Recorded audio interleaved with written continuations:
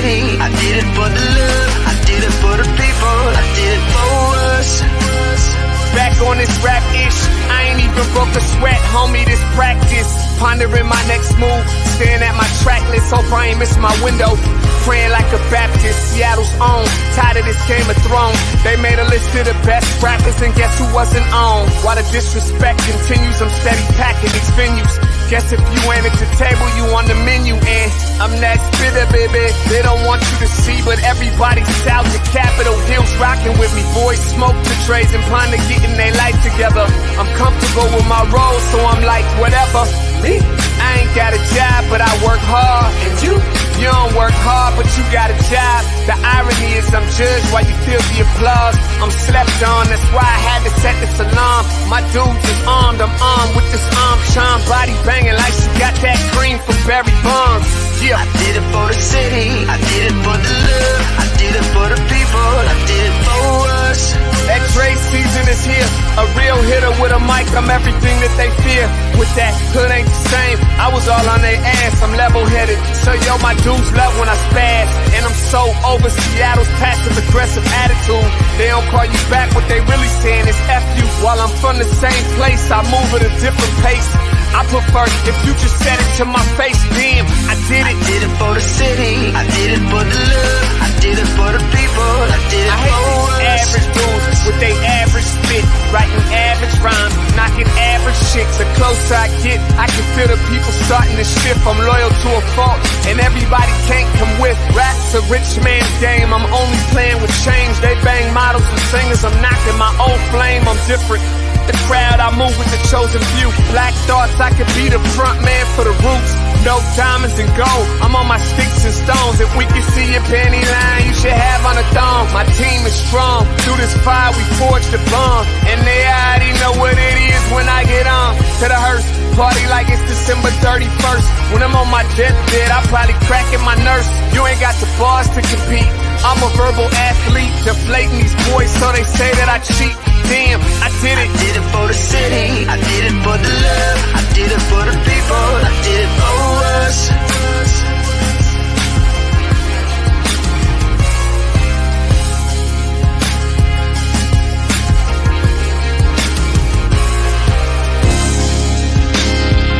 Yeah. I should probably start by apologizing for the long wait, man. You know, I know I be tripping. But I'm not just a rapper, I'm an artist. And, you know, my creative process is a little bit different than most. Nonetheless, I want to welcome everybody out to the Dre's Experience. I got TCF in the building. My whole camp's here with me. I got the band in here laying this cool-ass vibe. And I'm Seattle's own. Let's get into it. Hello, good morning and grand rising to everybody out there. Welcome to the Morning Update Show. I am your co-host, Trey Holiday, and we have a really great lineup for you today. And as always, you guys, I'm going to get right into it with my co-host with the most, Big O. What up, Big O? All right, good morning, Trey Holiday. How are you? I'm all right. How are you? I'm doing good. Another day here on the Morning Update Show.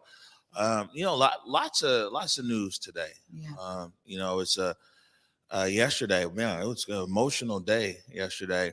Announcement of the settlement and Charleena Lyles' estate against the city of Seattle and 2 Seattle police officers. And we'll be discussing that. Today is also World AIDS Day.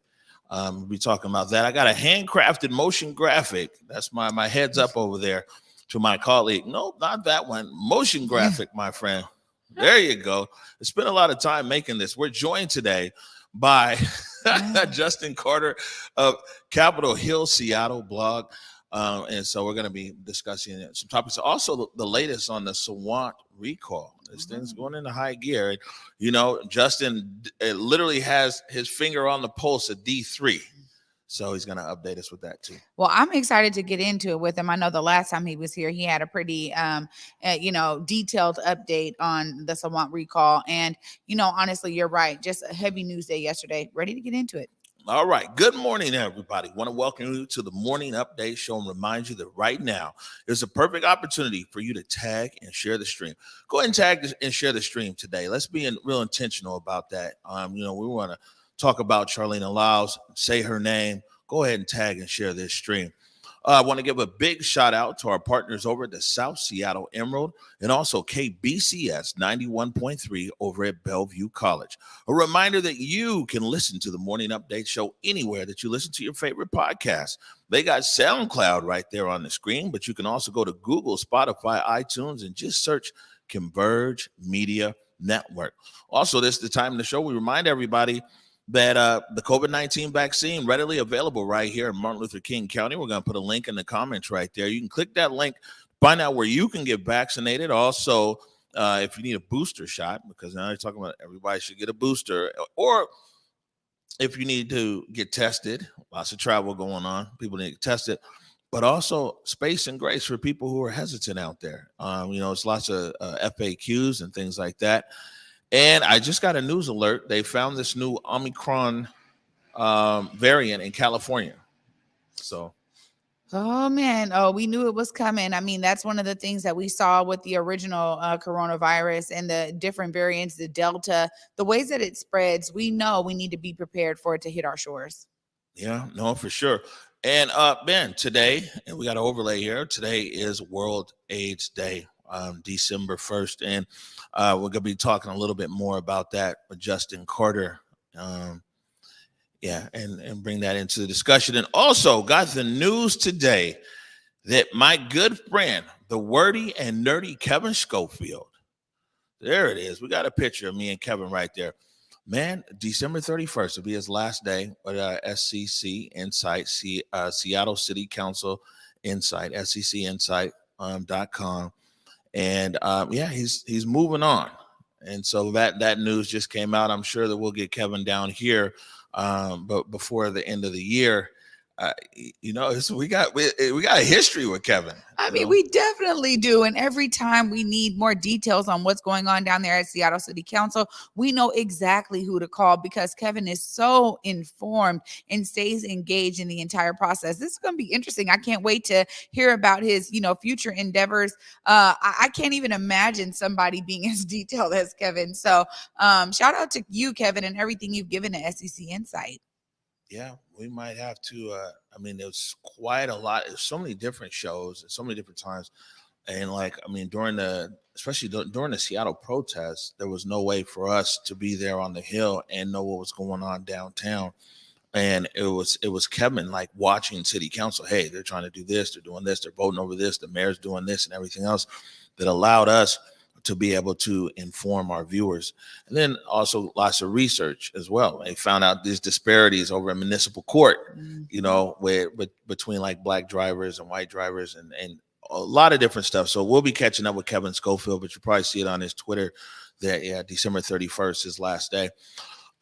Trey Holiday, yesterday was, man, I didn't realize how emotional it was actually going to be for me, being there at this press conference. And, the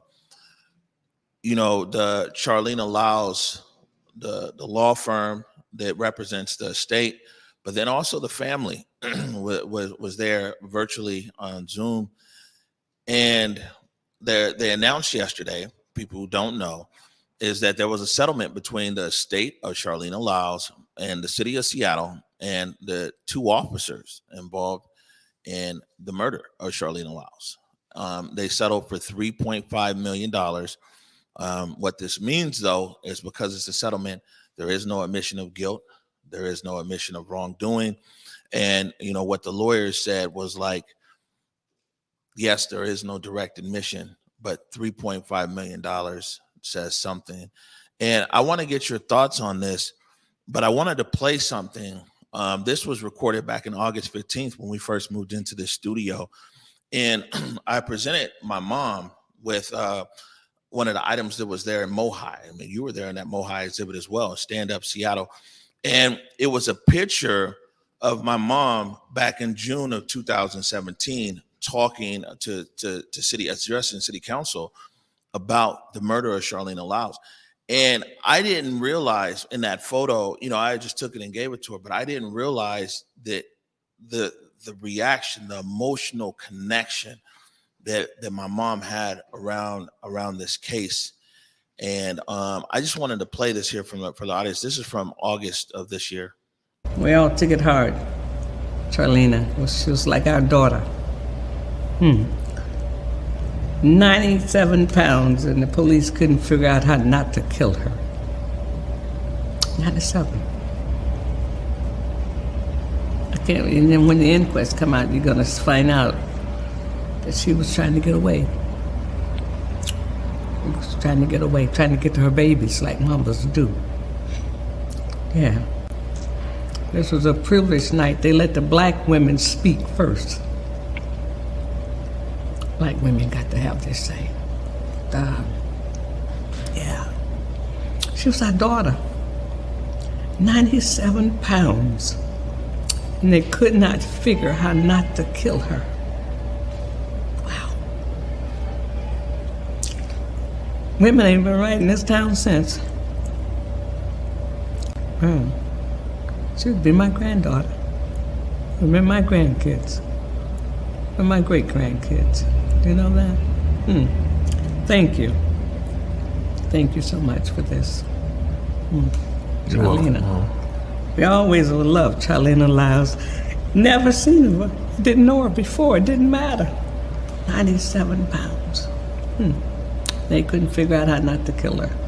Thank you.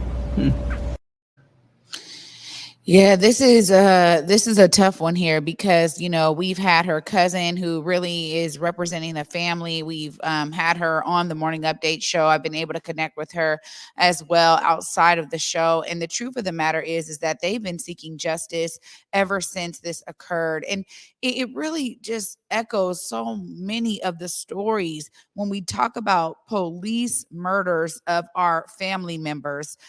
It echoes so much of what the families then have to deal with. And shout out to the family for staying firm on this and continuing to press for justice. And, you know, something you just said really struck me because when we have these kinds of settlements, it means that the officers don't have to acknowledge any guilt. Yes, we can infer because the officers did settle because there was a settlement reached that clearly, you know, they didn't want it to go all the way to trial. They were stopping the process in that regard. But the truth of the matter is that, you know, I heard this news yesterday and I thought, Charleena was worth way more than anything they could ever pay, and 3.5 million. You know, the family deserves so much more than that. But honestly, I just want to say shout out to the family for continuing to press on, and for all the community members who have kept Charleena Lyles' name alive. We say it all the time. Say her name, Charleena Lyles. Yeah, no, for sure. And the thing is, so the $3.5 million here in the settlement, and you know that the city, I think they were going to lose. And I mean, another thing, there's a few factors that I think played into this, is that it was business as usual with this case. You know, with a case against the police and a wrongful death, it got thrown out of court. You know what I'm saying? But in the same judge that threw it out of court was the same judge that threw out Executive Constantine's new inquest policies. Right. And so sometimes the wheels of justice turn slow, but they turn. And it went back to court. And now the new inquest policy is in place, and went back to court. And a judge said that this lawsuit could go forward. And I think at the end of the day, is one, it's like, man, I don't think they felt they were going to win this. But two, and we'll talk about this a little bit more later on, the family and the lawyers talked about how people uplifting Charleena's name, people not letting Charleena's name just fade away, and people taking to the streets. What's her name? Charleena Lyles. That the pressure was there as well, and definitely has played a role. Yeah, you know what? This is exactly why I talk so much about the energy and the power behind collective voice. You know, we saw a lot move because people were hitting the streets. We saw this collective voice coming together to identify injustices and to keep things alive, like Charleena Lyles, like the fact that we have to start changing and reimagining the way that we do policing. And, you know, we don't want to continue to have record numbers of officers officers killing family members out there because of whatever the case may be, whether it's training or whatever else. We saw this happen. And I one of the things I'll say is I just love how people did keep her name alive. And I love that the family was able to recognize that, because sometimes when you're not connected, all you can do is be that voice. And your mom really said it so eloquently there, never having met Charleena Lyles, but there she was at the city council, pressing city council about that young woman. And literally, from your mother's perspective, to say that that could have been her granddaughter, that could have been, at the end of the day, it doesn't matter. It's 1 degree of separation. And your mom said it so well. And all I can say is that's exactly why I continue to fight in the ways I do, man. And I'm glad that it was helpful in this case. Yeah. And we need to, one of the things that came up, one of the lawyers said yesterday, is the response to people who are in mental health crisis is like, do we see them as people? In the response, Charleena Lyles was in crisis. Derek Hayden earlier this year over there on the waterfront, and that was one of the worst body cam videos I ever saw. I stopped watching body cam footage after that. Derek Hayden had he was in a mental health crisis, and he had a knife down there on the waterfront. And on that body cam footage, he's like, "Do it, bro. Just kill me, bro." And they killed him, like within seconds of him saying that. And I know there's lots of research and different groups, and even there's de-escalation, and there's all kinds of different things, and every situation is a bit different. But how we're responding to people in crisis, especially people in crisis who might have a knife or something like that. And so they brought that up yesterday as well. It's like, okay, what's changed between 2017 with Charleena Lyles and Derek Hayden, earlier this year. But I think the bigger conversation as well, and this is a conversation that people have been having, people like you guys have been having, all kinds of different community groups, is how do we respond to people in our community that are in crisis, right? But then also, do we see their humanity the same?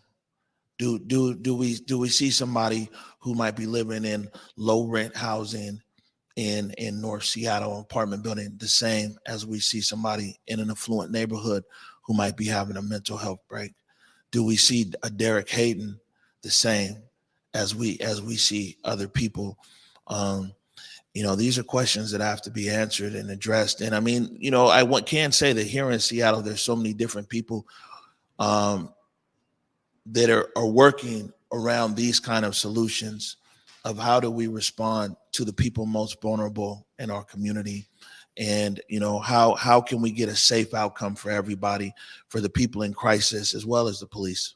Yeah, I mean, it's a two-way street. I think one of the greatest things that we're seeing as we have this ideation phase of what it could look like is that, it's not just about, the bad officers or something like that. It really is about the fact that, there are people that come from the community that have community-rooted solutions. Culturally responsive is what we call it, because it is something that we understand. And now the data is really starting to show that there is a way to do it differently. And ultimately, when you approach someone who is suffering from a mental health breakdown, crisis, being able to come at them with compassion it creates a whole other set of outcomes than approaching them, as if they are being a violent person, or as if they're going to, strike an officer or do harm to someone else. You really have to think about the harm that they are looking to do to themselves. And when you come with that kind of perspective, it does change the scope of things. And so as more and more of these kinds of approaches and strategies are being bubbling up to the surface, my hope really is that we can start to scale them up so that it is protecting officers, and it is definitely protecting those that are in crisis. Right. I mean, one of the big sticking points here in this case is that the first thing that officer yelled out was taser, less than lethal, right? Taser. They said they saw Charleena with a knife. They yelled taser. Well, the officer didn't have a taser. The taser had been in his locker for almost a week because the battery was dead. So his primary less than lethal didn't have. The other less lethal that they had was batons. Charleena Lyles was 97 pounds and pregnant. And I think that with this case just struck so many people in our community to its core. And yeah, you heard my mama say it like, man, could have been my granddaughter. And it's not just my mama that feel that way. So many people, it's like, could have been my sister, my cousin. So many people, I think, saw themselves in Charleena Lyles, or they saw a family member in Charleena Lyles, and they saw, man, sometimes we go through so much. We be on the edge. We deal.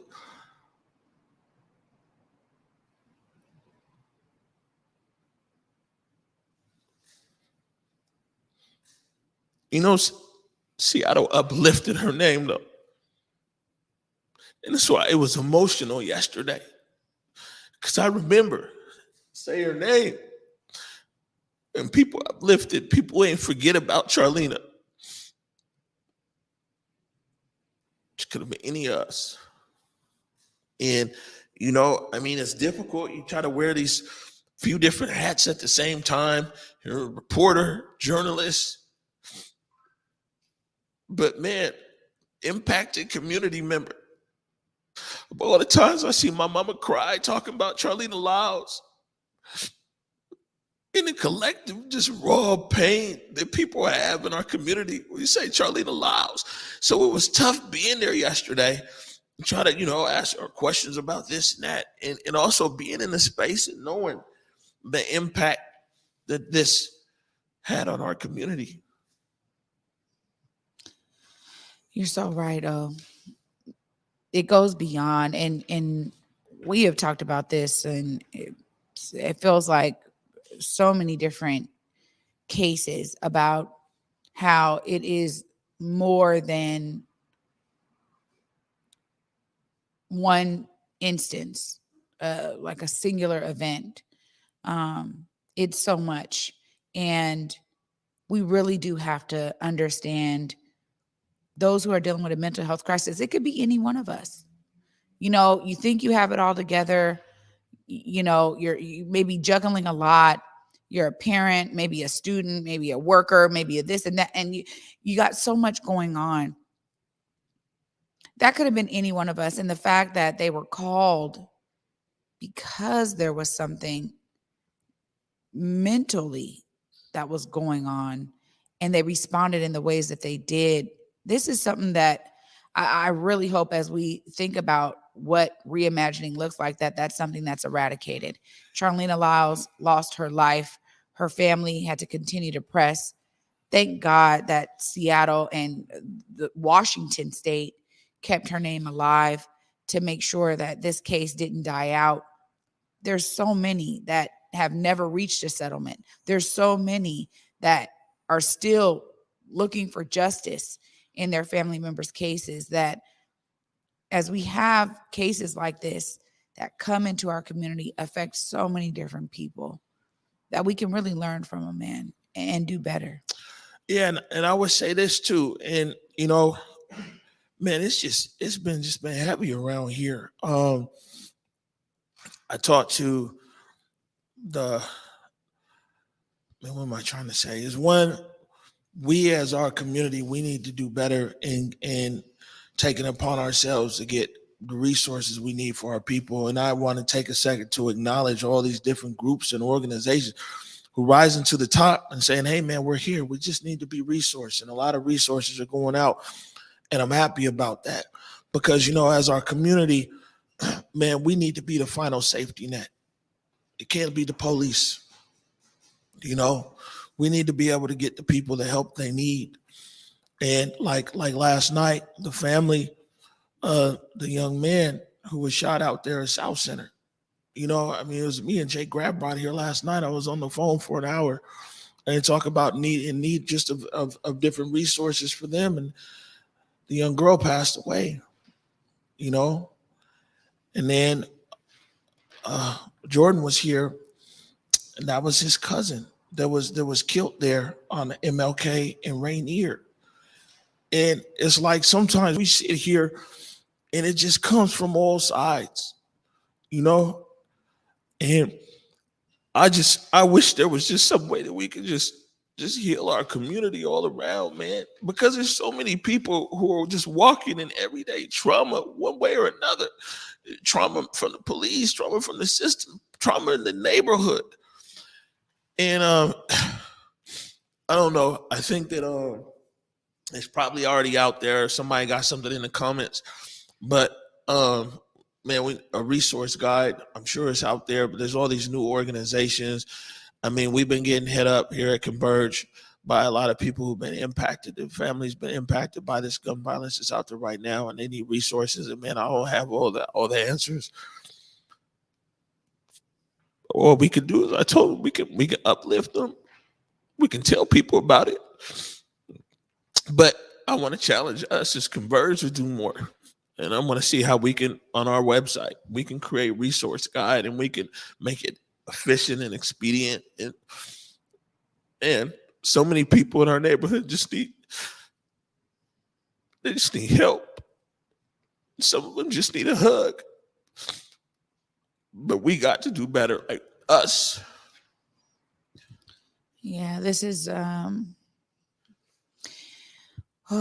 it's heavy in so many different ways. And the truth of the matter is that, you know, this is really what propels me to do community work, because nobody's going to come up with the solutions for us. And I agree, Omari, anything we can be doing here at Converge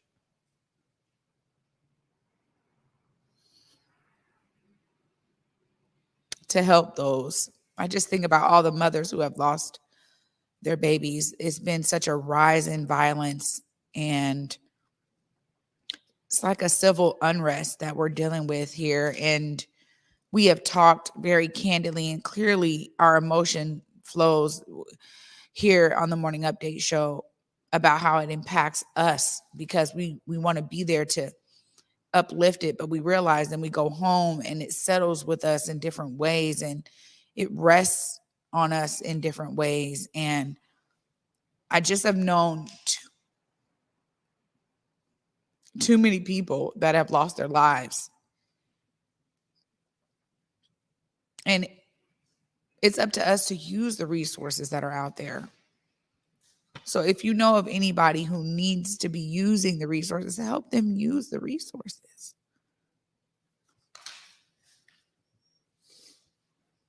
It's tough. You know, it's just a different kind of space that we in here at Converge, because we know these people. We don't always just get the luxury to go home and report on something and go home with one way or another. You know, it stays with us.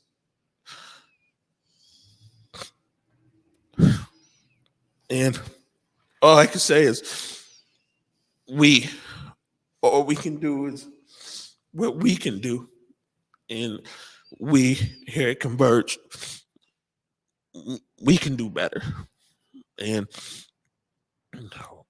we can live up to our humanity. And we can be an even better resource for our community. And we can be a better listening ear. And we can uplift those who need to be uplifted. And that's what we're here for. Man, sorry, I got you coming in on a downer, Justin. My apologies. We're going to take a quick break right now. And actually, our conversation about Charleena Lyles is going to continue here with Justin Carter of Capitol Hill Seattle blog. You're watching the Morning Update Show. Lisa Gordon here on Converge Media, giving you that tip you didn't know you needed for Market Street Shoes over in Ballard. Check this out. Not only do they have great shoes for the summertime, but they have the shoes that you didn't even know you needed for the fall and winter. We all know it not only rains and snows a lot out here, so you definitely need those boots, but you also need a little bit of luggage, or at least a bag to put your clothes in, because let's be frank, we all love to get out of here during the fall and winter and go somewhere a little bit warmer. So whether you need accessories, shoes, or a little bit of luggage to jump on that plane, trust and believe Market Street Shoes has everything that you need. You just need to pull up and find it. I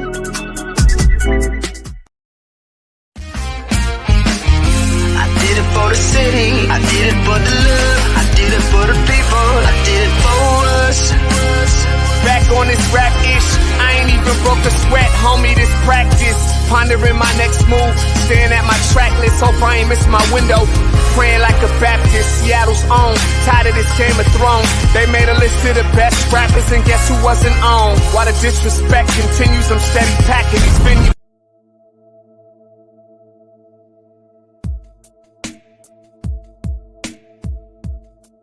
Converge Media produces culturally relevant content for Black and urban audiences. Our coverage is raw, transparent, and objective, praised by community leaders, government officials, and residents. Support Converge Media today via Venmo, Cash App, or PayPal at Converge Media.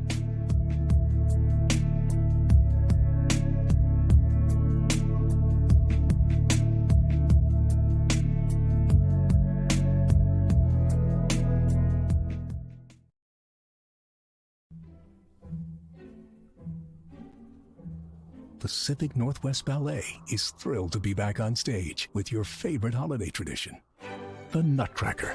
Brighten your holidays with this timeless tale, performed by PNB's incredible company of dancers to the live magic of the PNB Orchestra, playing Tchaikovsky's classic score. Treat your loved ones to the Nutcracker at Seattle Center's McCaw Hall. Tickets and health and safety information at pnb.org. Welcome back to the Morning Update Show. My name is Omari Salisbury, and right now joined by my good friend and also colleague, Justin Carter, Capitol Hill Seattle blog. How are you? Doing well. Thanks for having me here today. Man, thanks for coming. And, we were talking earlier. It was like, man, it's going to be a heavy day today. And so thanks for going through it with us. We got one more thing here I want to talk about with Charleena Lyles. And it's especially, you were there when we talk about the impact this summer, Capitol Hill, especially. I wanted to play this clip here in a second. I talked to Katrina Johnson yesterday. That's Charleena Lyles' cousin and also family spokesperson. And I asked Katrina, what does she have to say to the thousands of people who came out during the Seattle protests and even before that uplifted Charleena Lyles' name? I just appreciate each and every person that was out there willing to put their lives, their body, willing to be pepper sprayed, willing to fight for something bigger than themselves, willing to say my cousin's name. I am very, very appreciative to all of you all, and I thank you all. And we're not done yet. The struggle continues because we still want justice. So we want you guys to continue to support our family and continue to be there because we're not done until the two officers who murdered my cousin are held criminally liable. And as we do that, I just want to continue to urge community, continue to reach out to us, continue to keep her name alive, continue to say her name because it matters. And it gives us strength to keep going and get up and fight for Lena every single day. And so we appreciate you all. Yeah, in the summer of 2020, her name really did become a symbol. And I know, you talked so much earlier about a person and her family and her babies, and those things are so much more important. But she did become such an important symbol during the protests on Capitol Hill and across the city for the Black Lives Matter movement. When people talked about say her name, I mean, this is who they were talking about. And we saw Charleena Lyles as a symbol on the Hill, a really powerful symbol. Her name was written on signs and people chanted her name through the streets and talked about her as the reason that they were out marching on those nights and those days throughout the year. And so, I mean, it's easy sometimes to turn these human beings into these symbols and forget about all the pain and all the real love and suffering and those kinds of things that have happened to her family and her children. But she also was risen up. She was carried forward by lots of people who made her part of their lives. And so I was looking through our archives, through our photos, and it's amazing how many times. And I'm so amazing that we live in this area even where I can look at I can search for her name in my archives, and thanks to the magic of the computers, they can show all the signs. Yeah, she was everywhere over that summer, and a real important, powerful symbol for us. And and now we see there's going to be a legacy. There's this decision will be a powerful one for the community, and there's more to come. There are more decisions and more legal battles for the city, and for officials and for the police department that could come to have to compensate and to fix some of the errors of the past and do their best to try and repair some of the damage that was done. No, for sure. And with this now as well, because the inquest process has changed, this story isn't done. It's going to go into inquest finally. It was blocked, and just so people know, it was at Executive Constantine, it actually changed the inquest system here. And the police departments, including the Seattle Police Department, they later dropped their suit. But the police departments, especially in South King County, they went to court and they blocked and blocked and blocked. And then finally, the King County, the people of Martin Luther King County prevailed, and there's a new inquest system. And so this case will move forward there. Yeah, there's justice and the opportunity to talk about justice and to raise this further is still to come. So I think that's important for people to keep fighting and keep pushing for. All right, good stuff. Man, it's heavy. Switching gears right here. This is probably the biggest story on the Hill, one of the biggest stories in Seattle. And we'll put this up. I don't have the quite title, but it's titled Sawant over there. And it's the recall. And I think that what you're saying, there's our handcrafted motion graphic. I think what you're saying here is it's a strong turnout, right? Yeah, strong turnout. And this is shifting gears, but there's a connection. I mean, there are plenty of reasons to connect the recall of Shama Sawant to the protests of 2020, to the efforts to recognize the tragedy and the miscarriage of justice in cases like Charleena Lyles.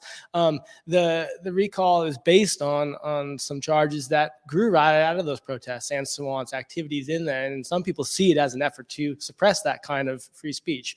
But yes, we have a week left to go in the voting, and turnout has been very strong with some precincts in the district, because only District 3 gets to vote in this. Some precincts have already reached like 50% turnout for their voters. A lot of the areas along the Lake Washington shores, a lot of the northern areas of the district, some of the areas that tend towards more centrist, more what you might say in Seattle, conservative voters, they've got their ballots in early. But we're also seeing some good signs around Pike Pine and Broadway too, where turnout's around 25% already. With a week to go, that's really early activity, and folks really weren't sure what they would see in this election because it's such a strange one, falling on December 7th in the middle of holidays and a really busy time of year for people.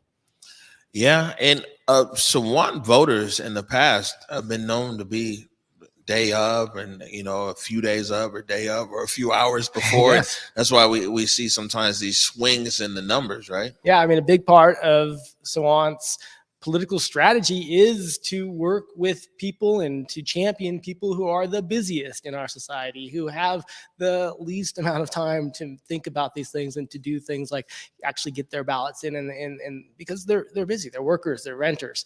And she's actually out there with Get Out the Vote teams that are printing ballots on the streets of Capitol Hill and the Central District to try and help folks who've lost their ballot. It's really a voter by voter, get out the vote strategy versus the recall side, which, powered by lots of big money this week, thanks to a new PAC, a new political action committee. So this new Better Seattle group has come along, and They've bought TV ads, $100,000 to Comcast for a $10,000 ad that I think aired during a football game. I think I saw just suddenly.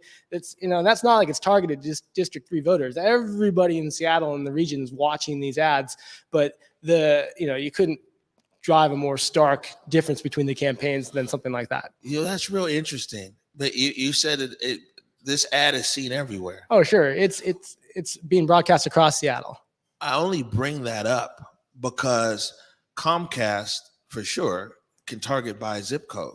Yeah. So somebody they bought the whole city. Huh? So this is a TV purchase ad, though. So right. As far as targeting goes, I mean, so someone at Comcast maybe. Well, I also may be far behind. They might be targeting down to IP addresses for all we know. Well, no. What I'm saying though is so I used to buy ads. Yeah. And I mean, we used to be able to target the Central District 98122, and that's the only place our ads would play, right? Because when we couldn't afford to play an ad for the whole city, we could afford to play it to our zip code. It's just an interesting observation because the D3 could be targeted off, but people are putting big money in here. The big money thing backfired last time with Sawant. I mean, this isn't $1 million like last time, but I know in her race for her seat, there was a lot of people that I know that were indifferent, like, hey, whatever, who cares? Like a lot of people in Seattle, or even some people who were going to vote for her opponent. It was Egan Orion. Yes. And when that $1 million came in, in our neighborhood, we always been the underdogs. Yeah. And people were like, that's the and encourage people who weren't even going to vote to come out and vote for Sawant. Yeah, it's possible we might see the same kind of backlash this time. A lot of the money in the PAC, especially, is driven by developers. There's a developer PAC that's powered part of it. There's the folks that are behind the big convention center, the $2 billion expansion of the convention center downtown.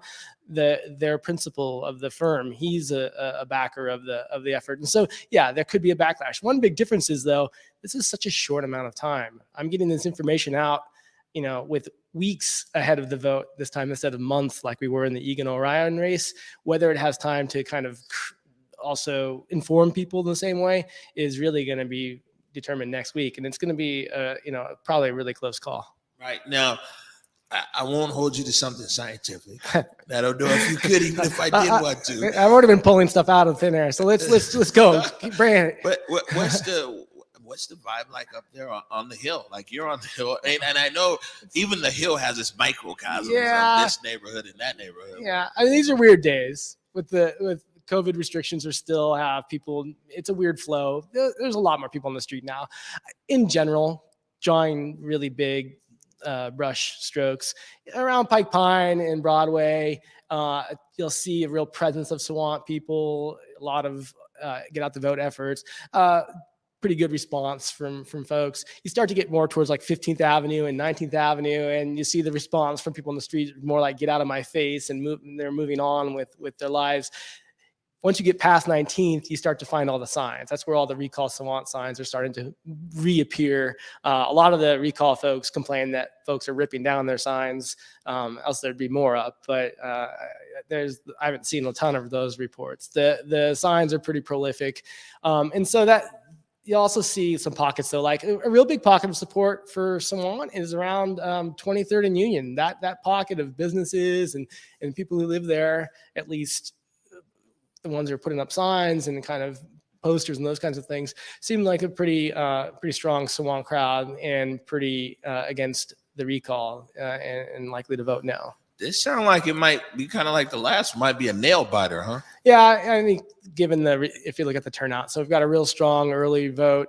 You're probably still going to be confused on election day. We're probably still going to see numbers that we can't really trust, given that it's so what we've seen in the past from the recall or from the Sawant campaign has been such a strong last minute push that I'm not really sure what margin the recall folks would have to see to be comfortable. My guess is they will not be comfortable. So there shouldn't be any early declarations. Unlike the general this time where people warned about that and said, oh, you don't want to call Bruce Harrell the winner early, but it turned out, yeah, he won. Right. And what does this mean either way? Now, if recall wins or Sawant wins? Sure. So if folks join Sawant and vote no against this recall, nothing happens as far as someone being removed from office or any of those things. But it's a huge victory for Sawant as far as her place in the politics of Seattle. If people vote yes, that's when things go into motion.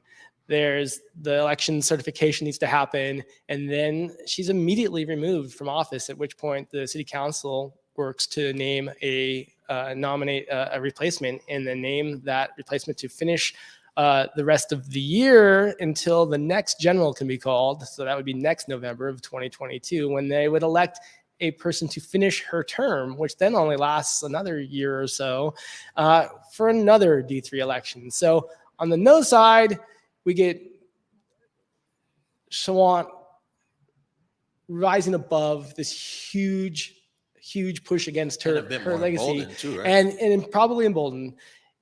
On the other side, we get an absolute cascade of elections and a bunch of political real turmoil in the district, and what will likely be quite a bit of changes for the way the district has been led on the city council. All right. Well, I know we'll be looking to you to keep us informed here. All right, we got another one here. Looks like people got stuck in the train. This is a new route, right? Well, yeah, it's a new route. The Sound Transit says that the new extensions past the University of Washington station, it wasn't the factor. The factor was a cable, I guess, snapping aboard the train. But the real issue in all this is that Seattle's subway system is still so young. We don't know what to do when a train breaks down. And what folks did after the Apple Cup the other night is they got tired of waiting in the dark, and they got out of the train and took a hike through the tunnels and got out. And what Sound Transit really wants the message to be is they made a mistake and tissed the passengers for getting off the train publicly. People have pushed back on that. But what Sound Transit really wants folks to hear is next time, right now, they want folks to wait for the rescue train. They'll send a train, just wait, stay on board. It's dangerous to go into the tunnels. I got to tour the tunnel, though, and walk through it a couple years ago. It's pretty cool. So, I mean, I'm going to guess some of the train nerds were probably pretty excited to get to walk out. I would have been one of them people, but it's definitely dangerous because you just don't know. Sure. And as the lines get busier, there's going to be more and more complicated tunnels and those kinds of things. So you definitely are going to want to stay aboard. I used to work in New York City, and we on the subway there a lot.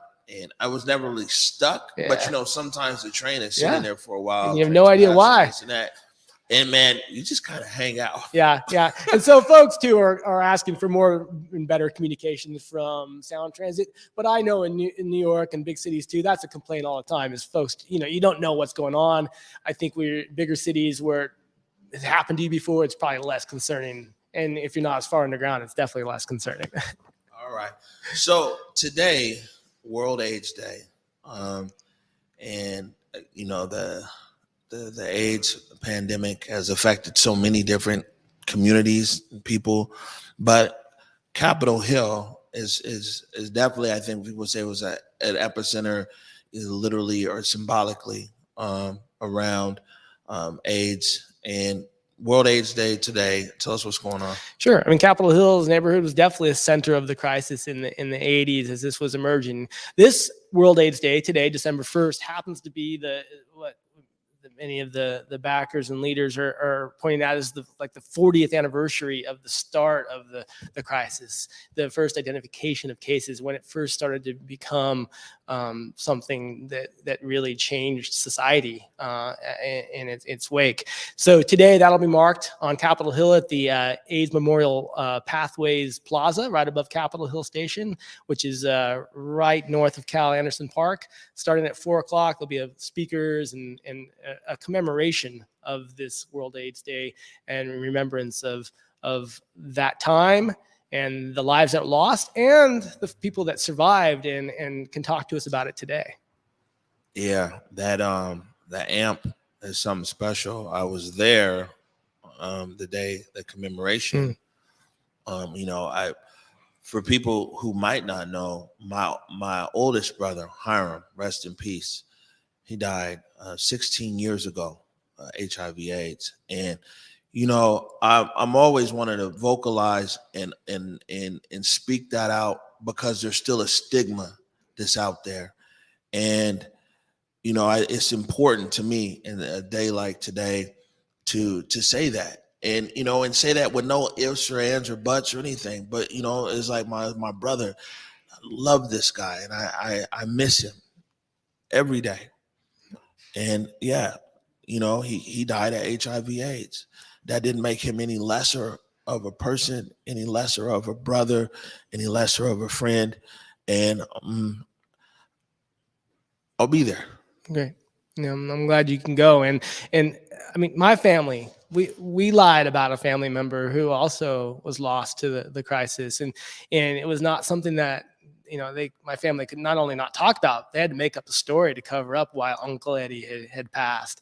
And so, like, I do think, even if you don't go today to today's ceremony, it starts at 4. It's right. It's easy. It's right off of Broadway. But even if you don't want to go to the Pathway today, go visit the Pathway. People should go there, walk and see what the today's manifestation is around the crisis and how we remember and how we think of it now.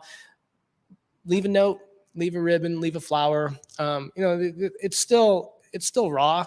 Clearly, for a lot of us, it's still something that I think a lot of families has never dealt with, and it's something that I think about a lot when I'm walking through there. And I'm glad that pathway is there. I'm glad it's growing. There's still more art being added to it. It's an important part of the neighborhood. In Gay City now, the Capitol Hill nonprofit is in charge of kind of shepherding it going forward and keeping it active and having events like today's commemoration. Yeah, the team over at Gen Pride. This was months ago. This was back during the summer, but they reached out because they were like, "Yo, it's very rare that they hear or see somebody like me talking about these issues, in a platform like this." And again, I want to acknowledge, this is HIV/AIDS is something, and like I said, in different communities, it becomes such a stigma. And there's a lot of people who even right now, they struggle with the courage to just say, like, yes, this is how my loved one died. And it's not really about how people died. And that's why I tell people about my brother Harm, that it's like, man, he lived. My mama said that I never touched the ground till I was 3 years old, because my brother, he carried me everywhere. And not defining people and who they are or their existence and everything else by how they passed. And so I think this 40th anniversary of World AIDS Day is a good way to be able to look back and be able to see like how far things have come. And we even talk about, with my brother and so many who looked like him. And like when he came out, we weren't accepted in the Black community. And this hill that has its arms wide open these days, it didn't have its arms wide open for gay Black people, And so even to be able to look back on that and being able to say like, man, look, bro, if you was here right now, look and see what's changed, And so it's glad we're marking this day. Yeah, no, it's an important date, and it's the milestone of huge importance. And right now, given we're looking at such a challenge in health right now, and dealing with a new crisis, and so hopefully folks can find some strength in looking back and looking forward with today's commemoration. All right, good stuff. Curtis Delgado has all the links to all three of the stories that we talked about here. Before we let you go, please tell people how they can keep up with you, Capitol Hill Seattle blog. Sure, we do it every day at CapitolHillSeattle.com. You can follow me on Twitter at JSeattle. At JC, man, this dude be tweeting. I thought I tweet. I mean, I do like 2 tweets a day. Don't do it. It's a bad habit. I turned on my notifications for you. Oh no, it is. Sorry. I apologize. Man, thank you so much for joining us today. I'm glad to be here. Thank you for having me. Right on. We're going to take a quick break right now. When we come back, Trey Holiday joins me on the set. You're watching the Morning Update Show.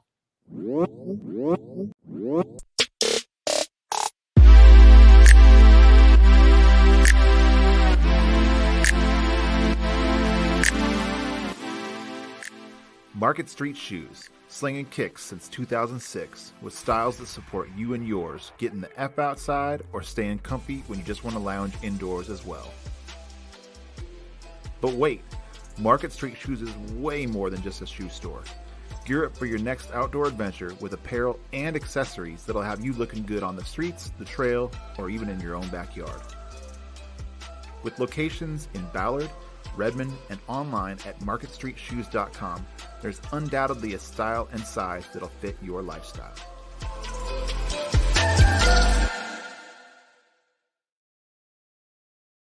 From Lincoln Center Theater that brought you The King and I and South Pacific comes a revival of the most perfect musical of all time, My Fair Lady. Playing the Paramount Theater December 28th to January 2nd. Tickets at stgpresents.org.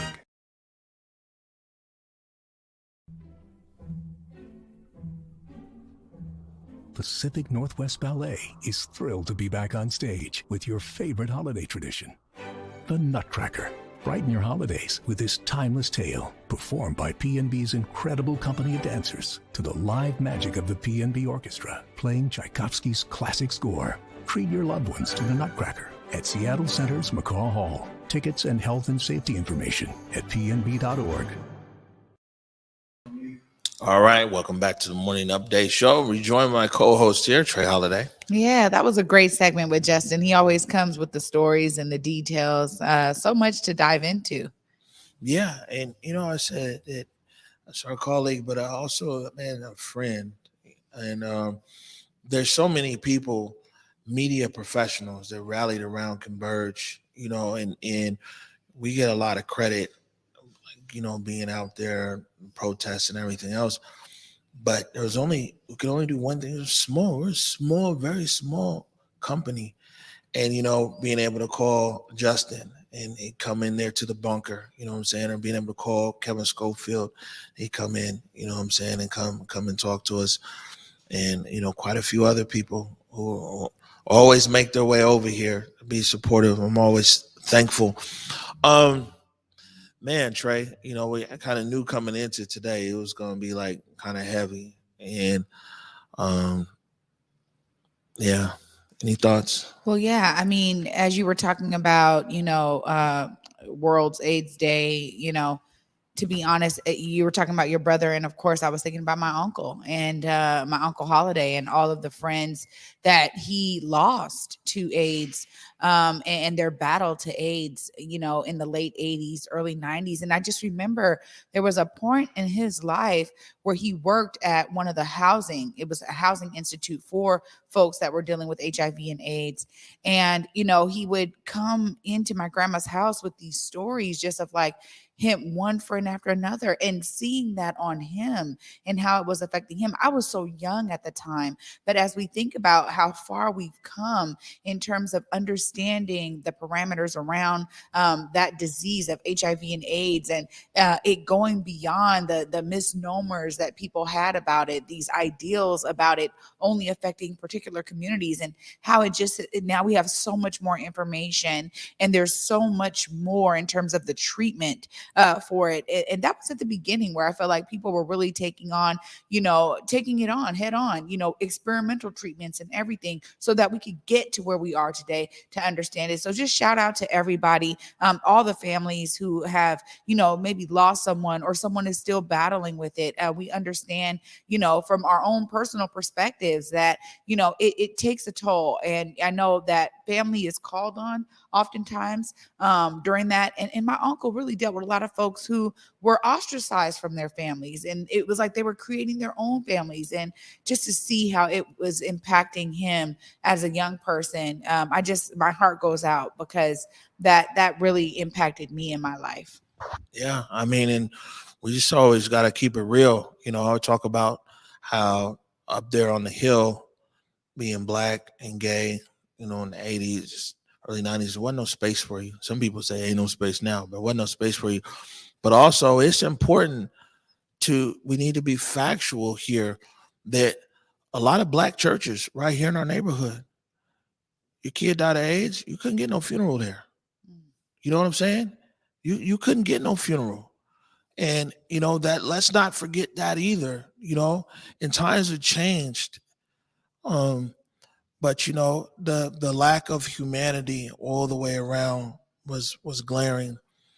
And I think that when we talk about World AIDS Day and everything else we talked about, here that, man, if we could just remember to just put our humanity first, and also know that a lot of people who we're interacting with in our everyday life, man, we just got no idea what they're going through.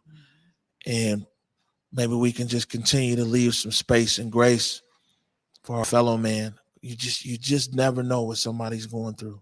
It's so true. Oh, and to be honest, it takes on a personal touch when you're dealing with it, from a closer knit perspective versus seeing things from the outside. So I love how you say that always the space and grace is necessary. And particularly, I always think about humanity as us being able to show our compassion and love. And love is giving, seeking nothing in return. That's what real love is. So for all of you out there, when you can, share some love to someone, give, seeking nothing in return, you get so much more because you're doing it with a genuine heart. All right. Looks like we got to the top of the hour. Yeah. And maybe then some. Any last thoughts, or are you good? My last words always: see yourself as a part of the solution. I think I'm always inspired when Justin Carter's here because he has really steeped himself inside of it. And as a reporter, he's like, this is how I'm going to see myself as a part of the solution and make sure people are informed. So please be inspired, you guys. See yourself as a part of the solution. All right, good stuff. Programming note here. Which where am I? Here? Okay. Programming note here. Tonight, 7:00. Seattle News, Views, and Brews with Brian Callanan and the wordy and nerdy Kevin Schofield. You catch that at 7. And we're back to the evening replay, the evening restream, thanks to Curtis Delgado II. So if you don't see the show at 8:00, make sure I hit his line. But, we're restreaming this episode at 8 p.m. Man, I just want to pass on my thankfulness for all of you and my appreciation for all of you. I'm grateful and thankful. And on that note, I want to remind you, go forward in your purpose, go forward in your humanity. And until tomorrow at 11 a.m. Peace. Peace. Lift every voice and sing till earth and heaven ring with the harmonies of liberty. Let our rejoicing rise as the listening skies. Let it resound loud as the rolling sea.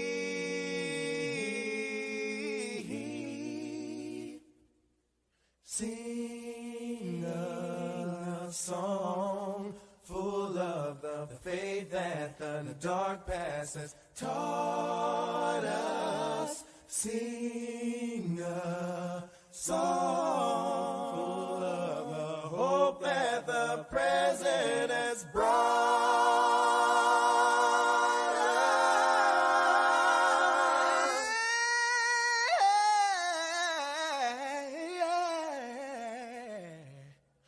Facing the rising sun.